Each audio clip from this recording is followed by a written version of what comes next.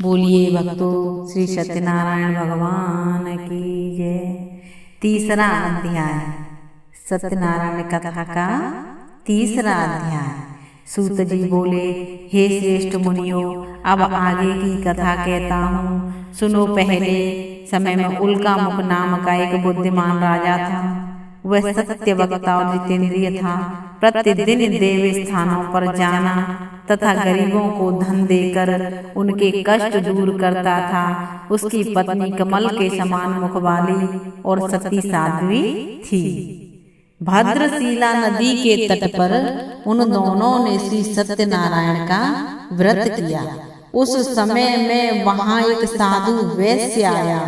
उसके पास व्यापार के लिए बहुत सा धन था। वह नाव को किनारे पर ठहरा कर राजा के पास आ गया और राजा को व्रत करते हुए देखकर विनय के साथ पूछने लगा, हे राजन, भक्ति युक्त चित्त से यह आप क्या कर रहे हैं? मेरी सुनने की इच्छा है, सो आप यह मुझे बताइए।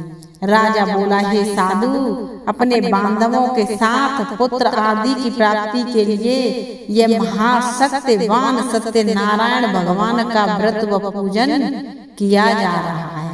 राजा के वचन सुनकर साधु आदर से बोला, हे राजन, मुझसे इसका सब विधान कहो, मैं भी आपके साथ कथा अनुसार इस व्रत को करूँगा। मेरे भी कोई संतान नहीं है और इससे निश्चय ही होगी। राजा से सब विधान सुन व्यापार से निवृत्त हो वह आनंद के साथ घर गया। साधु ने अपनी स्त्री से संतान देने वाले उस व्रत का समाचार सुनाया और कहा कि जब मेरे संतान होगी तब मैं इस व्रत को करूँगा। साधु ने ऐसे वचन अपनी स्त्री लीलावती से कहे कि एक दिन उसकी स्त्री लीलावती पति के साथ आनंदित हो सांसारिक धर्म में प्रवृत्त होकर सत्यनारायण भगवान की कृपा से गर्भवती हो गई तथा 10वें महीने में उसके एक सुंदर कन्या का जन्म हुआ।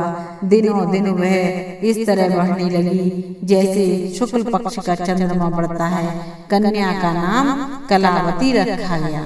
तब लीलावती ने मीठे शब्दों में अपने पति से कहा कि जो आपने संकल्प किया था कि भगवान का व्रत करूंगा, अब आप उसे करिए। साधु बोला, हे प्रिय, इसके विवाह पर करूंगा। इस प्रकार अपनी पत्नी को आश्वासन दे वह नगर को गया। कलावती पितृगृह में वृद्धि को प्राप्त हो गई। साधु ने जब नगर में सखियों के साथ अपनी पुत्री को देखा तो तुरंत दूत बुलाकर कहा कि पुत्री के वास्ते कोई सुयोग्य वर देखकर लाओ। साधु की आज्ञा पाकर दूत कंचन नगर पहुंचा और वहां पर बड़ी खोज कर देखभाल कर लड़की के लिए सुयोग्य बणिक पुत्र को ले आया। उस सुयोग्य लड़के को देखकर साधु ने अपने बंधु बांधवों सहित प्रसन्न चित्त अपनी पुत्री का विवाह उसके साथ कर दिया। किंतु दुर्भाग्य से विवाह के समय भी उस व्रत को करना भूल गया। तब श्री भगवान क्रोधित हो गए और श्राप दिया कि तुम्हें दारुण दुख प्राप्त होगा।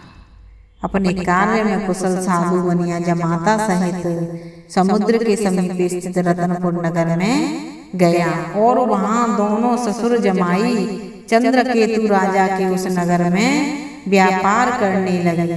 एक रोज भगवान सत्यनारायण की माया से प्रेरित कोई चोर राजा का धन चुराकर भागा जा रहा था, किंतु राजा के दूतों को आता देखकर चोर ने घबराकर भागते हुए राजा के धन को वहीं चुपचाप रख दिया जहां वो ससुर जमाई ठहरे हुए थे। जब दूतों ने उस साधु वैश्य के पास राजा के धन को रखा देखा तो वो वे दोनों को बांधकर ले गए और प्रसन्नता से दौड़ते हुए राजा के समीप जाकर बोले, यह दो चोर हम पकड़ कर लाए हैं, देख कर आज्ञा दें। तब राजा की आज्ञा से उनको कठोर कारावास में डाल दिया और उनका सब धन छीन लिया। सत्यनारायण भगवान के श्राप द्वारा उसकी पत्नी भी घर पर बहुत दुखी हुई और घर पर जो धन रखा था चोर चुरा कर ले गए। शारीरिक व मानसिक पीड़ा तथा भूख प्यास से अति दुखित हो अन्न की चिंता में कलावती एक ब्राह्मण के घर गई। वहां उसने सत्यनारायण भगवान का व्रत होते देख फिर कथा सुनी तथा प्रसाद ग्रहण कर रात को घर आई। माता ने कलावती से कहा, हे पुत्री, अब तक कहाँ रही व तेरे मन में क्या है? कलावती बोली, हे माता, एक ब्राह्मण के घर श्री सत्यनारायण भगवान का व्रत देखा है। कन्या के वचन सुनकर लीलावती भगवान के पूजन की तैयारी करने लगी। लीलावती ने परिवार और बंधुओं सहित श्री सत्यनारायण भगवान का पूजन किया और वर मांगा कि मेरे पति और दामाद शीघ्र आ जाएं। साथ ही प्रार्थना की कि हम सबका अपराध क्षमा करो।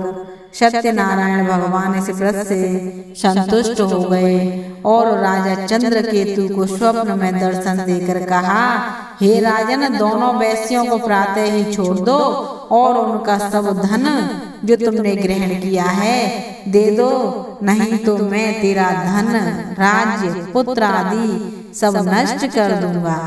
राजा से ऐसे वचन कहकर भगवान अंतर ध्यान हो गए। प्रातः काल राजा चंद्रकेतु ने सभा में अपना स्वप्न सुनाया।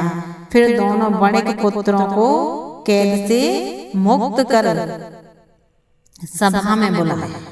दोनों ने आते ही राजा को नमस्कार किया। राजा मीठे वचनों से बोला, हे महानुभावो, भावी वश देव वश ऐसा कठिन दुख प्राप्त हुआ है, अब तुम्हें कोई भय नहीं है। ऐसा कहकर राजा ने उनको नए नए वस्त्र आभूषण पहनाए तथा उनका जितना धन लिया था उससे दुगना धन देकर आदर सहित उनको विदा किया।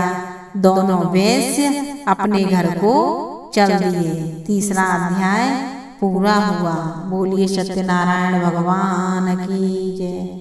भक्तों, वीडियो कथा तुम्हें पसंद आए तो हमारे चैनल को लाइक और सब्सक्राइब जरूर करें।